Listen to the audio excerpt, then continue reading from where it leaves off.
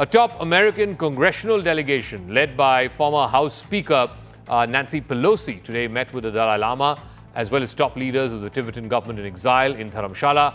It comes after the United States Congress passed what is called the Resolve Tibet Act. It had bipartisan support, both from the Democrats and the Republicans. This now awaits the signature of the US President Joe Biden. The act basically says that China must cooperate to reopen its talks with the Dalai Lama, as well as other Tibetan leaders that have, of course, been on hold for the last decade and a half or so. It has also urged China to address the demands of the Tibetan people concerning their historical, cultural, religious, and language identities.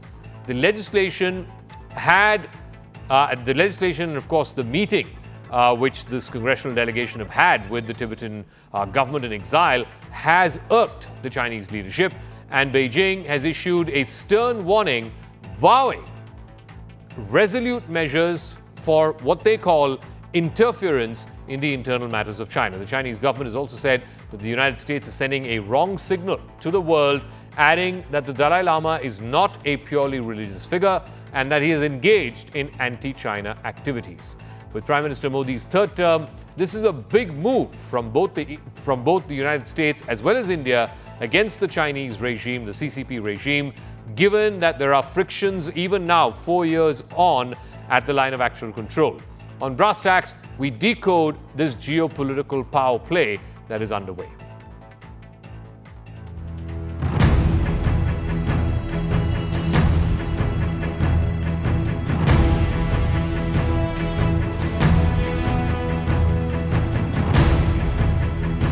Irrespective of what religion, what tradition, people of the world should be peaceful, happy. That's our goal. There was a visit of the current president of China to Washington, D.C., and Dianne Feinstein and I said to him, we are objecting to what you are doing to the culture of Tibet. You're trying to erase it. He said, you know what you're talking about. They are trying something that we cannot let them get away with. I see that compassion not only in His Holiness, but in all of you, the Tibetan people.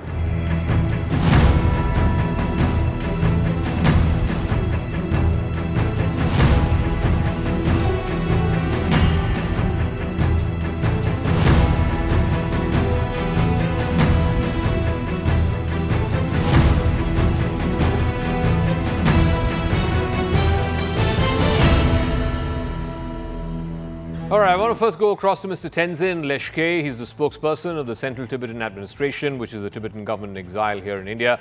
Thank you very much, Mr. Tenzin Leshke, for speaking with us.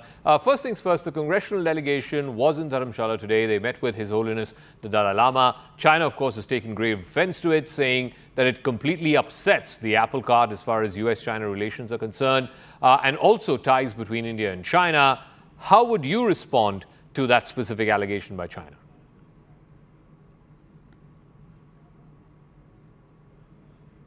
There is nothing to worry because it is for the benefit of China that they came here, right? Because if you look at these polarized states, what China has been doing so far in Tibet was wrong.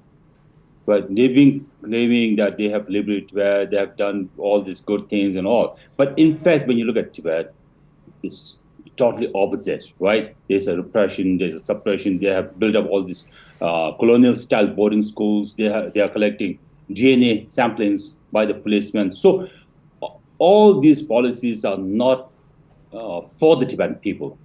Okay. What they have been doing so far since 1949-50s is just for their stabilities, right? So therefore, I think this visit, this important visit, is to just to let China know that there is a serious problem, right, within China. So what they should do, the China, rather than just being complaining to India, to America, what they should do is they should introspect and see what they have done wrong with the Tibetan people.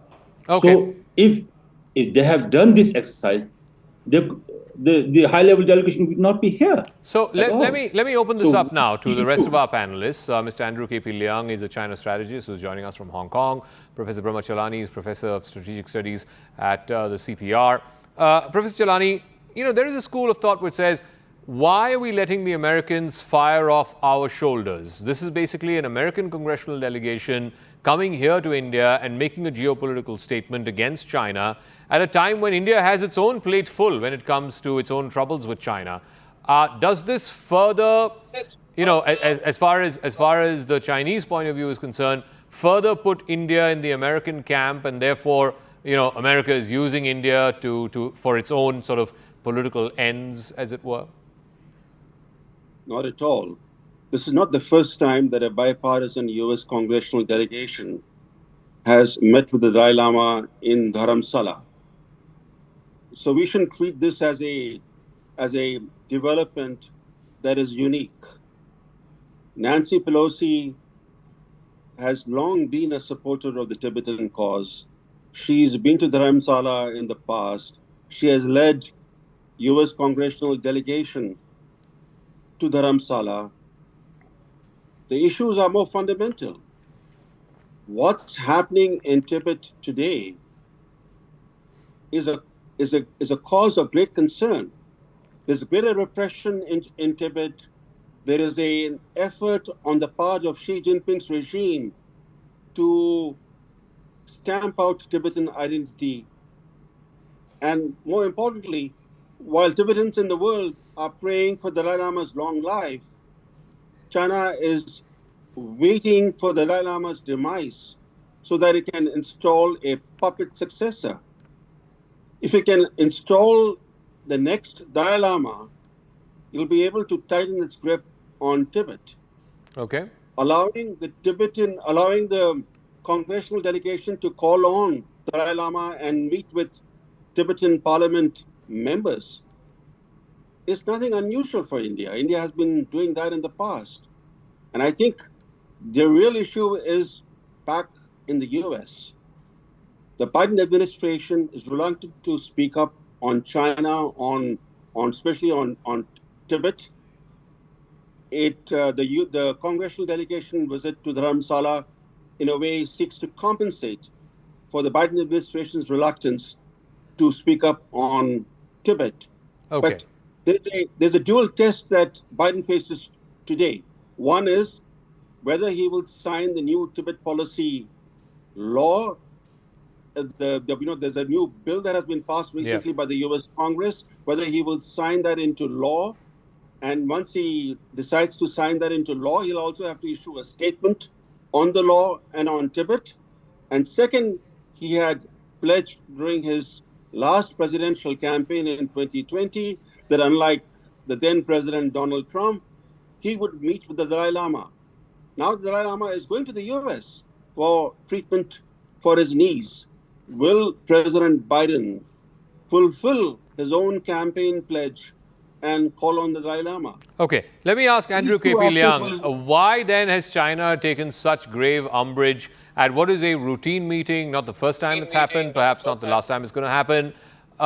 What's the big deal if a congressional delegation from a foreign country meets with a person who is widely regarded around the world, not just amongst the Tibetan people, but he has a huge fan following around the world? What's China's problem? Well, I think China is irked by this consistent Western rhetoric that ignores the whole history of Tibet. Talking about only 1949, Tibet existed greatly as part of China long before, centuries before 1949 as part of China.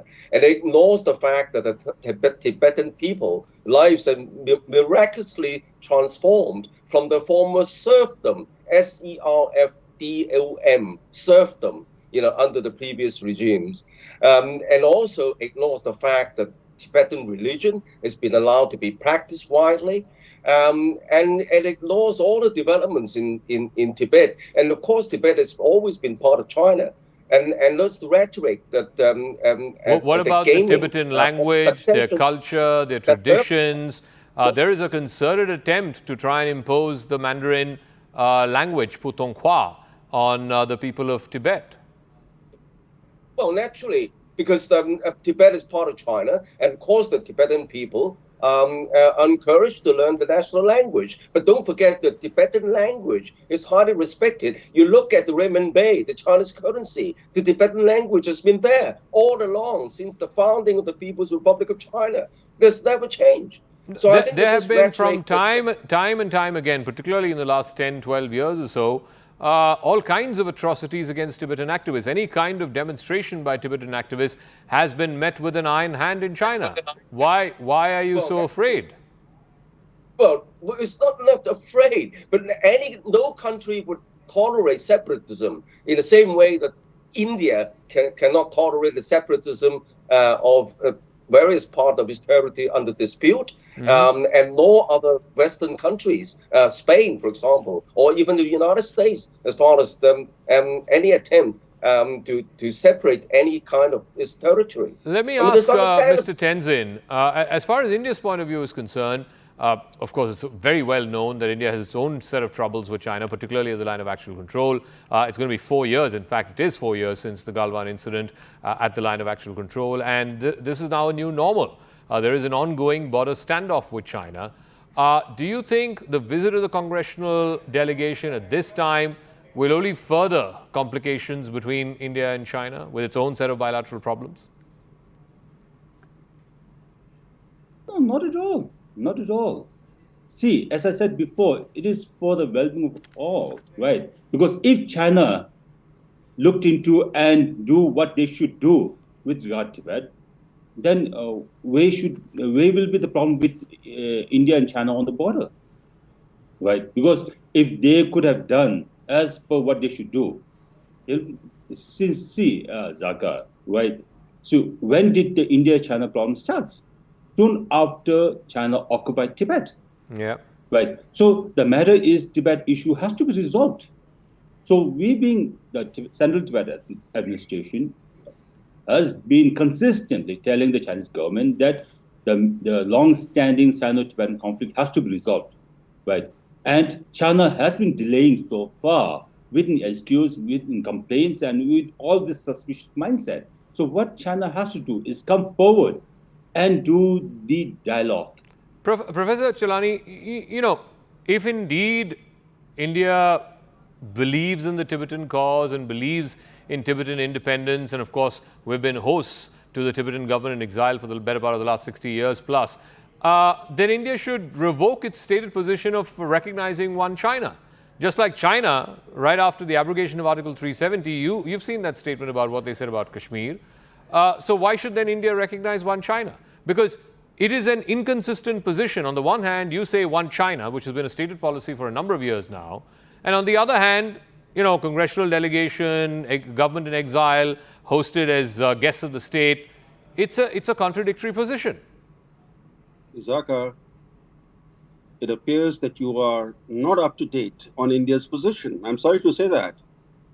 The last time India stated a one China position was 14 years ago in 2010. India has not for 14 years ever in any form stated that it believes in one China principle. Secondly, China became India's neighbor how? By occupying Tibet. It imposed itself as India's neighbor. Had Tibet remained self-governing like Taiwan, today Tibet would have been the world's 10th largest country. Tibet is very much at the core of the India-China divide. What are China's claims to Indian territories today? They're all based on alleged historical links to Tibet. China never says that these territories had any Han-Chinese connection in the past. All the claims on Indian territories are based on alleged historical links to Tibet. Okay. Why did China encroach on borderlands in Ladakh? Why are we having this tense military standoff for so long, for more than 4 years? Now it's entered the 5th year last month. It's not because these borderlands they claim had any link with Han China. The alleged links are with Tibet. So Tibet is very much at the center of the India-China divide. It's very much in India's interest to raise the profile of the Tibet issue. It's very much in India's interest to allow foreign delegations, including a congressional delegation from the United States, to meet with the Dalai Lama. It's also very much in India's interest to work with the United States to ensure that China does not succeed in its designs to install a puppet Dalai Lama once the present Dalai Lama passes away. Mr. Andrew Leung, that is really the crux of the issue. China is simply playing the waiting game. It's biding time that the current Dalai Lama, His Holiness, he's of an advanced age, that once he moves on, once he passes away, then you are hoping that you can install a puppet Dalai Lama. That's not going to be acceptable to the Tibetan people, leave alone the rest of the world. Well, in the same way, the United States, also with certain factions in India, are trying to also to game the remaining months or years of the Dalai Lama, so as to influence the decision to pick the next succession favorable to this idea of, within political mark, separatism. So I think that the game is on both sides. Mr. Leung, you fully well know that the next Dalai Lama will only be chosen after the passing of the current one, and to say that the United States is influencing the current Dalai Lama, that's just not possible. Well, I mean that's the whole politics is like that, because you just sell ideas plant ideas in people's minds. That's part of politics. But anyway, as far as China is concerned, China would never allow Tibet to be separated. And this game of twisted rhetoric, ignoring history, ignoring the lives of the Tibetan people, ignoring the fact that the culture is still being honored, it would never succeed as far as Beijing is concerned. Okay, I'll give the final word to Mr. Tenzing. The selection of the next Dalai Lama, and I asked this to Mr. Leung as well, China says they will decide who's going to be the next Dalai Lama. How would the Tibetan people view that? It's a pure hypocrites, right? The present 14th Dalai Lama, they are shaming him, demeaning him, or all this. They are doing what they should. They are calling him by such names. Even right now, they are calling him as separatist. They are calling him as political person, whatever they are doing. But they want to have an authority on the 15th. So basically, if you look at China, the communist regime is atheists. They are non-believers. They are the one who are not the defender of the faith, but they are the one who are the obstructions, the destroyer of the faith. Since the occupation of Tibet, they have destroyed more than 6,000 monasteries. And now they are putting up lots of these legal mechanisms to earn the legitimacy. But they do not have the authority. Historically, traditionally, this reincarnation tradition, which has gone for 700 years, is purely a Tibetan tradition, and China do not have any say on it. All right, Mr. Tenzin, I'm afraid I'm completely out of time, but thank you very much for joining us, Mr. Tenzin, Professor Chalani, and Andrew K.P. Leung for joining us. We'll see how this story plays out, not just during the course of the visit of this delegation, but also beyond, because clearly there is great power competition between China and the United States, and whether or not India is getting sucked into that, we'll have to wait and see.